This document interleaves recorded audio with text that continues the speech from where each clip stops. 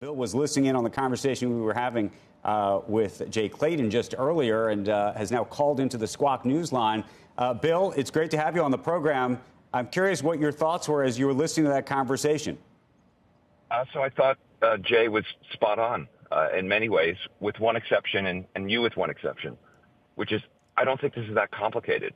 I think the issues are incredibly complicated. The underlying issues, the Israel-Palestinian situation, but the issue about free speech on campus is not. And here's my sort of perspective on it. One, I'm a huge free speech advocate, okay? And I think universities are important places for speech to be taking place. At the same time, there are laws about free speech. There's certain kinds of free speech certain speech is not protected speech.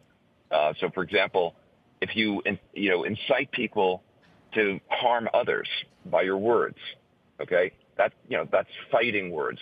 If you look up the definition, the law under the First Amendment. But beyond limitations under the law, universities, the Harvard campus is a private space. It has its own rules. It has its own code of conduct. And Harvard takes action against students that create an unsafe environment for other students. You've seen this all the time. There are many examples of this.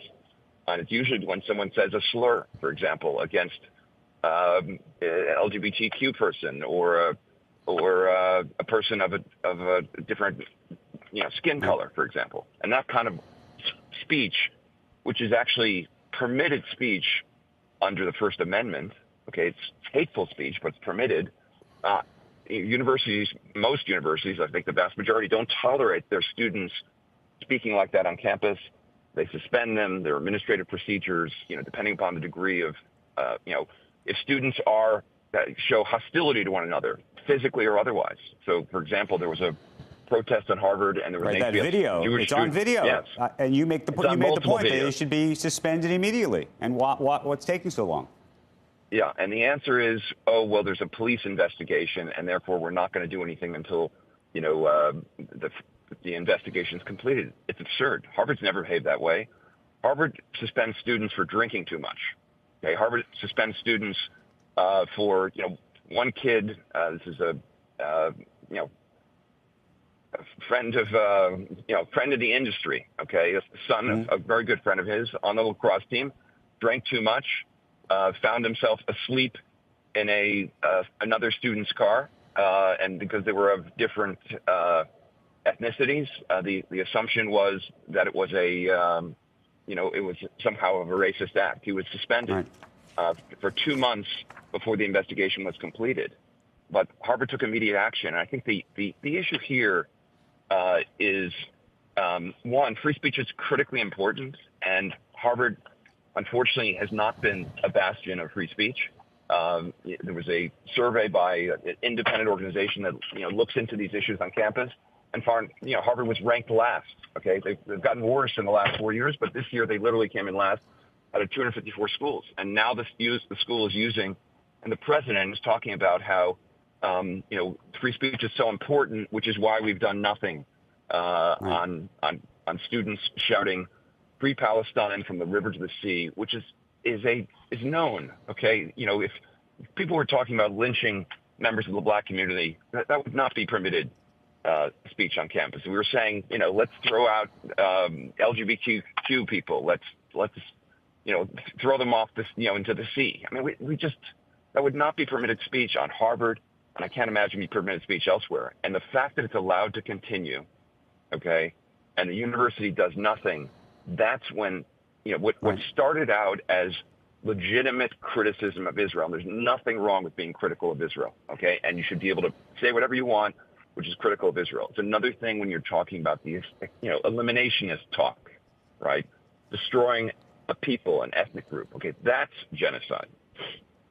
Bill, you spent some time there. You said you'd spend about 7 hours on the campus meeting with students, just in a very sort of the palpable sense of fear that you sensed from those students. And then, by the way, did you sense a palpable sense of fear on the other side of this? Look, I don't always say that there's another side to this, but there are obviously, folks who have various views on this issue. What I would say is, you can't have an effective learning environment when students are literally afraid to express themselves and who they are, and even in some cases to go to class, right?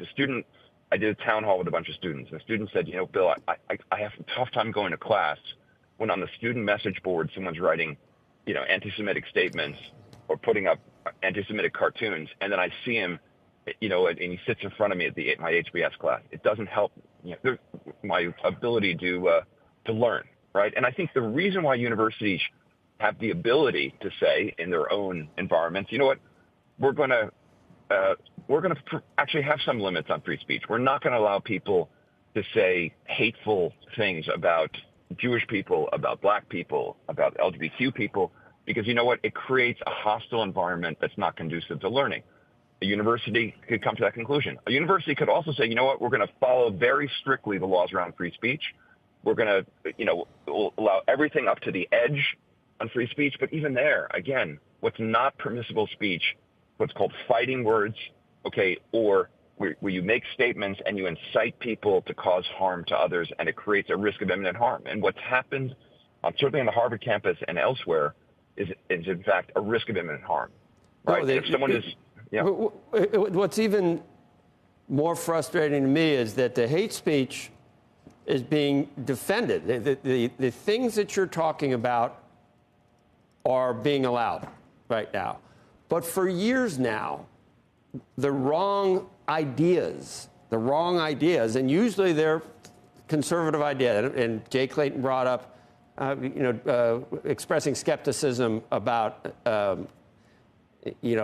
anthropogenic climate change, that it's, going to be disastrous. That you're not allowed on campus. Condoleezza Rice, we mentioned that. I don't know, is she considered to be a war criminal? I'm not even sure what the pretense was. There. It was not by the administration. Fine. Many have been there are plenty of situations the last 5 years that you've probably watched where certain ideas were not welcome on liberal campuses.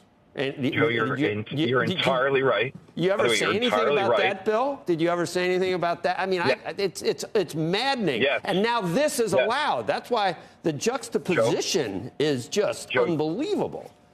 By the way, you're 100% right, and this is a great opportunity. Okay, by the way, I shared your frustrations, okay? Did I do anything about it in a very public way? I didn't, okay? And my bad, okay?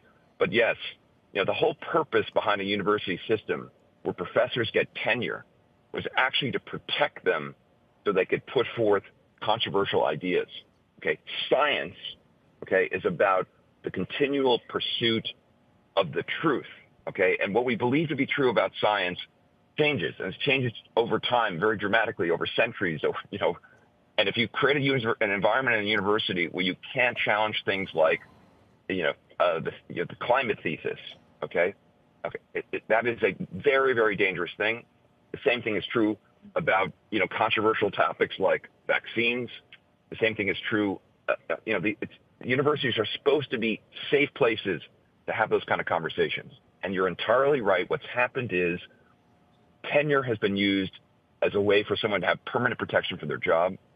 And speech has been, true free speech has been curtailed on many campuses, and you're correct that conservative voices have been shouted down or not permitted to share their remarks, and that's why the incredible hypocrisy of what's going on now is incredibly evident. And what I'm hoping is, and hopefully you saw that in the letter that I wrote, is I tried to make the point, that this is about free speech, and free speech is critically important. It's critically important on campus, but an environment where students feel physically threatened, and where racist speech, is allowed to be amplified, and the perception is that the university, or the clear reality is that it's permissible. It's defended by the president of the university in the context of free expression, when the same university president has been responsible for shutting down speech on campus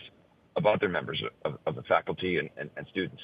It's shameful, and it's incredibly, incredibly wrong.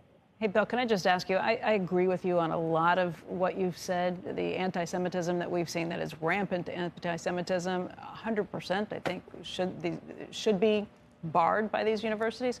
But when you start getting into whether or not it's complicated, I think it is. There's an entire side of the argument who would say that if you say free from the river to the sea, that just means that they want to live in a democratic society where they're created equally. They will say free Palestine just means to give them a dual state solution. Mm-hmm. So that seems a little more complicated than some of the very blatant, obvious, hateful, inciting people to riots. And that's where it looks like it's, let me agree and disagree with you. Okay.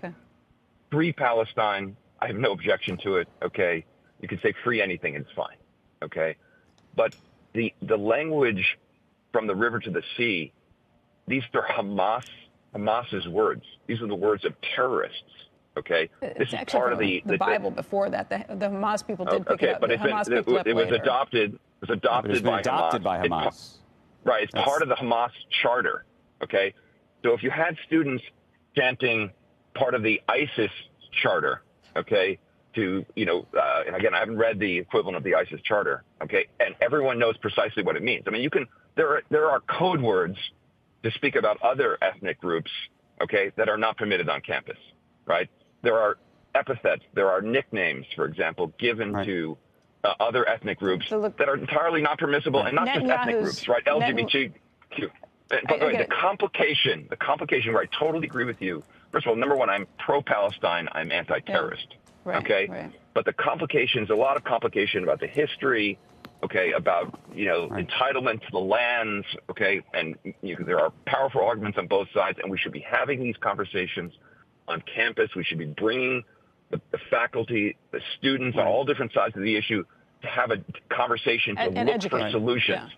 That's what education is, okay?